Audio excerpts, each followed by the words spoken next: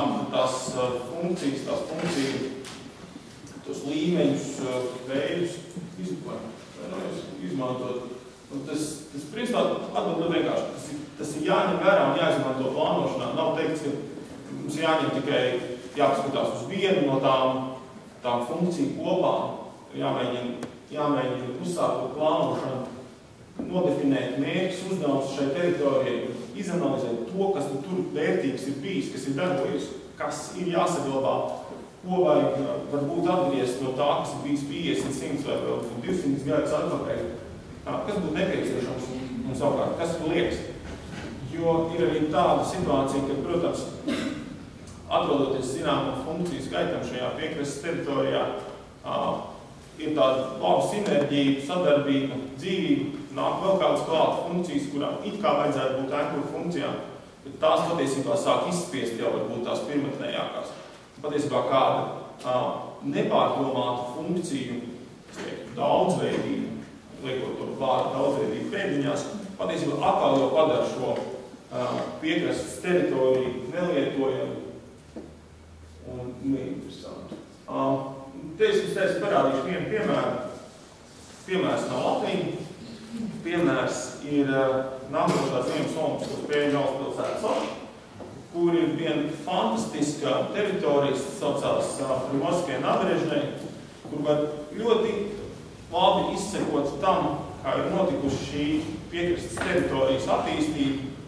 Un turpat blakus ir redzams vietas, kur, teiksim, ir šī funkcija pārbagātība un pārspīlētība, kur gala rezultātā cilvēki mēs negrib atrasties. Un otrādā, kur principā ir ļoti laba sinerģija, cilvēki labprāt uzturās un ļoti veiksmīgi izmanto šīs teritorijas. Mazas ieskats tā ir pilsētas centrālā daļa. Viņi tiek dēvēti arī par pilsētas pludmali. Tā lielā iniciatīva tāda, ka šeit piekrasti ir diezgan izteikts reliefs. Un, principā, pēdējo 100 gadu laikā pludmali ir tāda oriģināli bijusi līdzīga kā mūsu jūrkalna, tikai ar šaurāku zemes strēli un stipri augstākiem kalniem. Šeit varat redzēt, kāda ir izskatījusies 19. un 20. gadsimta mijā. Un faktiski pamazām vēl ceru laikos attīstoties Sočim kā kurortu pilsētai, ir izveidojusies līdz otrā pasaules kara sākumā ļoti laba un, es teiktu, līdzsvarota krastmala, kur cilvēki ļoti labāk atradušies. Protams, kara laikā tas viss ir bijis nogostīts un, principā, pludmala vispār nav bijusi. Un tad faktiski pludmala ir tā kā no jauna visu šīs promenādes daļa veidot un varētu teikt, tādu vienu savu apogēju sasniegusi 60. gadu beigās. Ļoti interesanti lieta, ka principā pamatā viss ir vērsts bijis uz vasaras funkcijām, jā, protams, ziemas nav tādas mūsu izpratnē.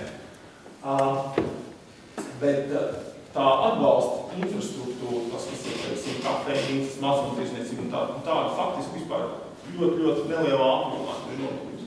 Protams, ka principā līdz ar to mēs varam runāt šajā zonā par stipri tādu dienas funkciju izpausmu.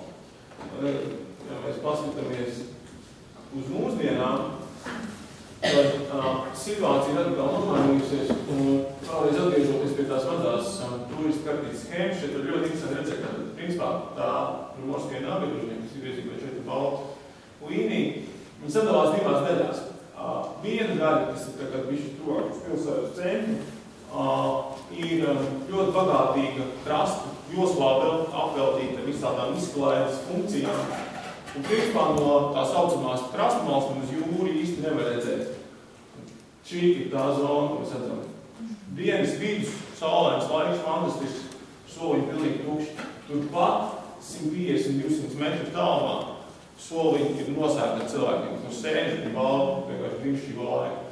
Protams, tur ir vēl virkni visādi kuriozi ar stāvvietām jūras krastā, kas atkal, protams, iesaist automašīnas un atgrūžu cilvēkus. Varbūt ir pilnīgi nepabeigts vietas, kur savukārt vakarā cilvēki sēž un vēro saulrietu, un pat, principā, tūmā tieši neatrodoties nevienai no šīm saucamajām atbalsta funkcijām vai kā tādā. Man ļoti interesants lietas ar to, kā tiek sabalansētas dažādās intereses. Principā, kādiem pat velosipēdiem šeit ieeja lieta. Arī smēķēt šeit izņemot īpaši iezīmētās vietās, kas atkal parādās pa gabaliem šeit. Visi atvērtā. Jā. Cilvēki tiešām ievēro un smēķē tieši uz norādītiem soliņiem, kas gan patiesībā ir katrs trešais soliņš. Tad, ja mēs vēlreiz paskatāmies atpakaļ vēsturē, tad mēs varam ieraudzīt, ka principā bieži vien, kad nav jāizdomā tas velosipēds radikāli un jaunu, un var jau tādā esošajā struktūrā atrast ļoti labas iezīmes un ļoti labas risinājumus, kas ir izmantojami mūsdienās. Tad daži secinājumi, protams, tas ir, kā es jau sākumā minēju, tas ir mazs sastāvs no stipri lielāka darba, kuras šobrīd nodarbojas ar šo funkciju analīzi un loģiskas izkārtošanas mēģinājumiem. Var secināt, ka tam patiešām ir jēga, un tas ir nepieciešams. Skaidrs ir tas, ka tie pārstīvējumi arī rāda draudus šai teritoriju lietošanai. Un tāpat tās, kas ir ļoti svarīgi, ka šo teritoriju pārēdušana un plānošana tikai pēc tāds ilgstošāks analīzes, un ļoti svarīgi ir, lai tomēr būtu arī vēsturiski